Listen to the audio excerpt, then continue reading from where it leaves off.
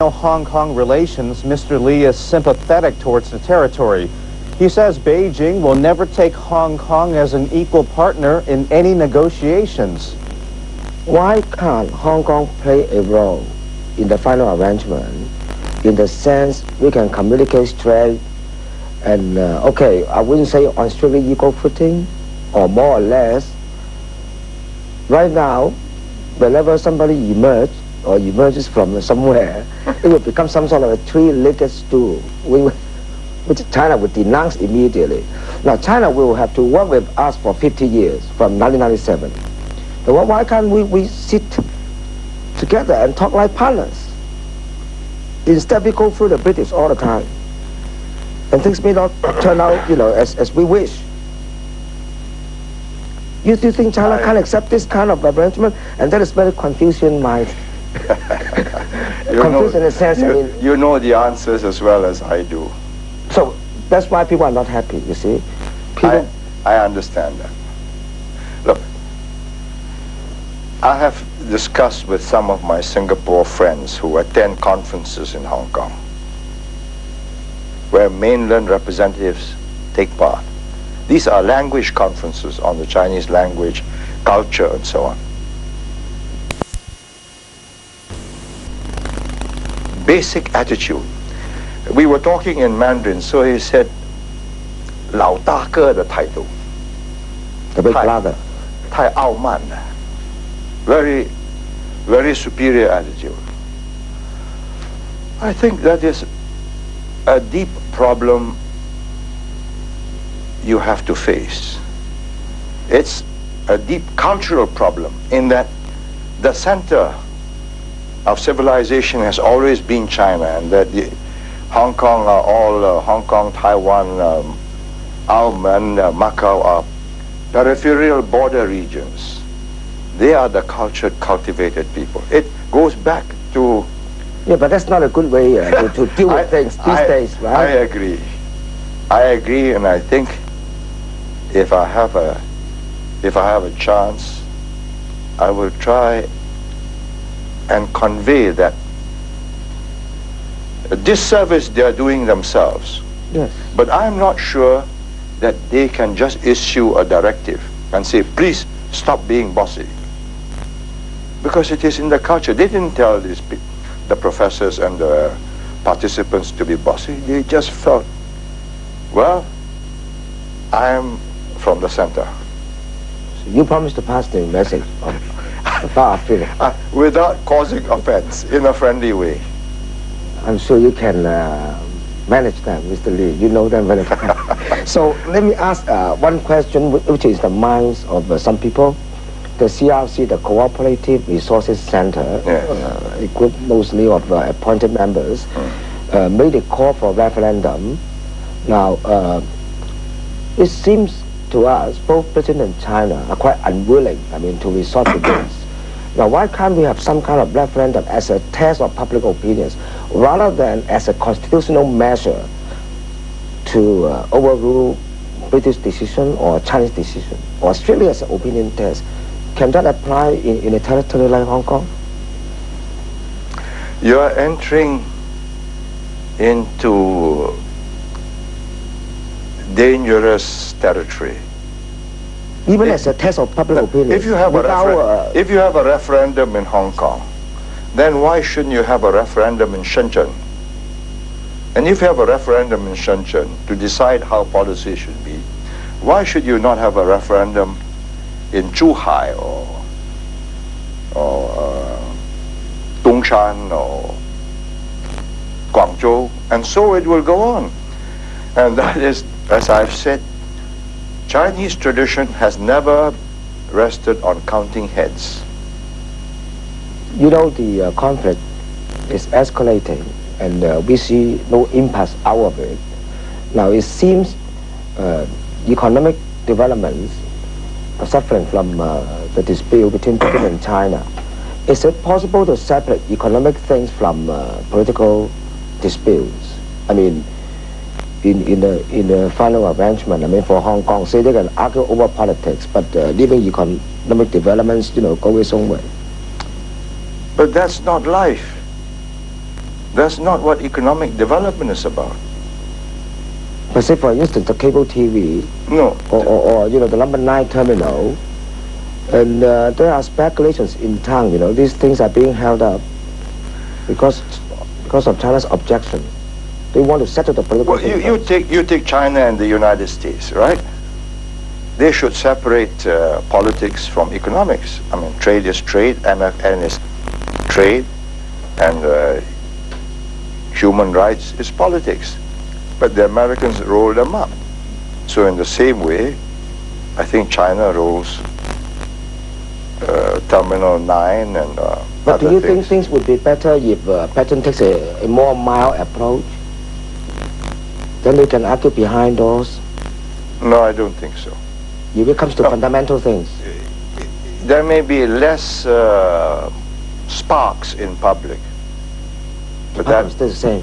but the objection is a fundamental objection, and the Chinese do not consider this a UK-China issue, because Britain has no economic, military or political clout to see this thing through. Because if she had, she would have done this years ago, right?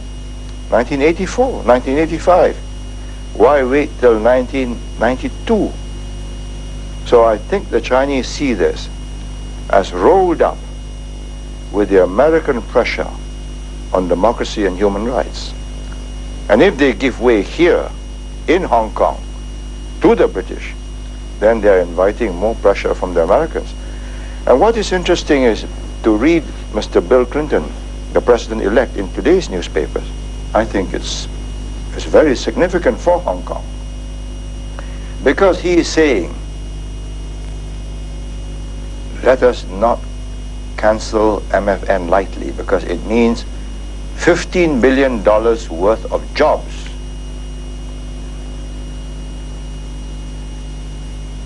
And that's a lot of jobs for America, and it's growing, he says. So he wants China to improve some human rights, and MFN will continue. He never mentioned democracy, which I think is most significant. So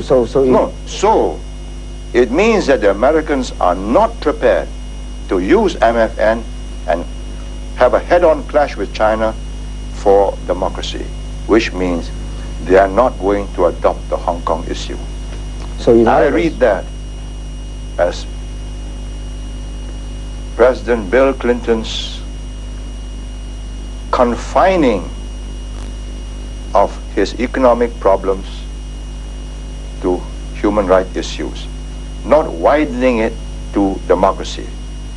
I mean, he would also have had advisors who would have said, look, Helmut Schmidt, Chancellor of Germany, went there, studied it, and said, don't press them on democracy. They can do quite well without democracy in China. And you're not going to win. But what about Mr. Clinton's statement earlier about a role for America? He said earlier, didn't he understand the whole issue at that time? I'm not here to explain to you American politics. What you just said now seems, he contradicted himself in a sense. At first he said, America perhaps should play some kind of a role in this dispute. When he said that, he was, Just elected. no, it was still post-election talk. Now it's pre-office talk. He's going to be responsible for unemployment. He's going to be responsible for getting the economy moving. However he has spoken before, he must decide in a way that will solve his problems, not aggravate them. I see. And I consider this statement today a very serious shift in position. After discussing with all his economic advisors, he has decided, let us not cut off trade with China, Hong Kong, Taiwan, South Korea, Japan, and ASEAN, because that is the consequence of cutting off MFN.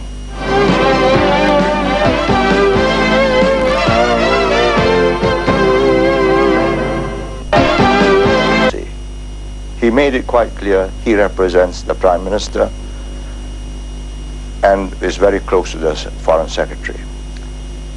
The Prime Minister decided on this new policy before the 1st of January this year, because he announced the elevation of Sir David Wilson to Lord Wilson on the 1st of January. In other words, he was leaving the position vacant until the elections were over. At that time, Mr. Chris Patten was a minister and Conservative Party chairman, so he was not available for this job. He has nothing to do with this policy. The script, the plot was already written up. They were just looking for a principal lead actor. He was free. It was a difficult job. I do not envy him. It is an extremely onerous job. It's like belling a tiger who's awake and in bad temper. And if it has to be changed, it will be changed in London and not in Hong Kong. Then it can be changed in Beijing? I doubt it. Why should they change it? Why not? Lord Mary McIlhouse have said that the British have a case to answer for breaching or appearing to be in breach in 2 instances. Why should they give way? President-elect Clinton has said, let's only talk of human rights and we will continue to trade. Please act more reasonably. No mention of democracy, so no adoption or no championing of the Hong Kong cause. And even if he had, even if Clinton had said, and we support the British in Hong Kong, I think the Chinese will just harden even more. Because if you support democracy in Hong Kong, the Chinese know that what the Americans want is democracy in China. Whether you have democracy more or less in Hong Kong with 6 million people is of no strategic or geopolitical significance to the world. It's very important to you because it's life and death for you. But to the world, it is of no consequence. But a China which is democratic makes for a more peaceful world. And that is the objective. And that's the last thing the Chinese Communist Party is prepared to concede. Assuming we cannot get out of this impasse, in the end, who will stand to gain and who will stand to lose? I've asked myself that question. By this move, John Major and the British government have put at risk British interest in Hong Kong, which is at least about 150 billion US dollars. Hong Kong, Shanghai Bank, Stan Chart, Swire Pacific, whole host of companies. Also Britain's long-term interests with China, trade, investments, year by year. Also Hong Kong interests of Hong Kong people in China worth few $100 billion. I ask myself why. Because the clout to see the problem through is not with Britain. The clout is with America. It is only if America adopts this issue and pushes it through that it has a chance of succeeding. So the Chinese says you are internationalizing the issue, right? And of course Mrs. Thatcher says, no, we are not trying to. But, you know, that's just words. The Chinese are calculating. Who can put pressure on them? The US. This must have been a move of such great consequence